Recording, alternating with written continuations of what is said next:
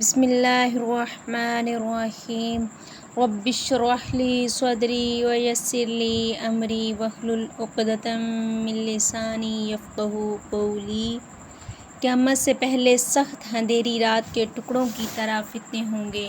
ان میں آدمی صبح کے وقت مومن ہوگا اور شام کے وقت کافر، اور شام کے وقت مومن ہوگا اور صبح کے وقت کافر۔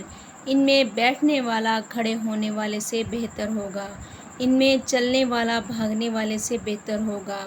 تم ان میں اپنی کمانیں توڑ ڈالو اور اپنی کمانوں کے دانت کاٹ ڈالو اور اپنی تلواروں کو پتھر پر دے مارو، اور اگر وہ فتنہ تم میں سے کسی پر داخل ہو گیا تو اسے چاہیے کہ وہ حضرت آدم علیہ السلام کے 2 بیٹوں میں سے بہتر بیٹے حابیل کی طرح ہو جائے۔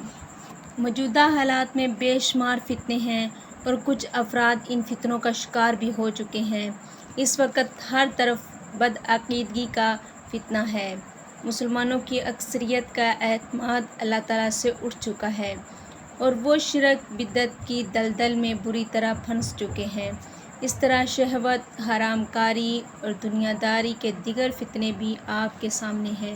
ان تمام فتنوں سے بچنے کے لیے سورہ کہف کی پہلی 10 آیات کو یاد کرنا اور ان کو سمجھنا سیکھنا نہایت ضروری ہے، کیونکہ ان میں قدر، تاثیر، قوت اور طاقت ہے۔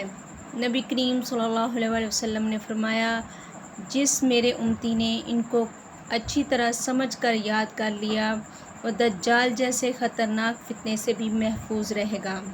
جب یہ آیتیں دجال جیسے فتنے کے لیے بھی کافی ہیں تو ان کی برکت سے روزمرہ کے فتنوں سے بھی بچنا بہت آسان ہے۔ یاد رہے، دجال ایک کانے لعنتی انسان کا نام ہے جو ایران سے نکلے گا، 40 دنوں میں پوری زمین کا چکر لگائے گا، مردوں کو زندہ کرے گا، اس کے کہنے پر زمین خزانے اگلے گی، آسمان بارش برسائے گا، وہ اپنے اختیارات کی وجہ سے بڑے بڑے لوگوں کو بدعقیدہ بنا دے گا۔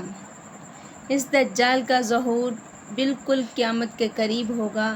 حضرت عیسیٰ علیہ السلام اس کو اسرائیل میں جہنم واصل کر دیں گے۔ سبحانک اللہم و بحمدک، اشہد ان لا الہ الا انت، استغفرک و اتوب الیک۔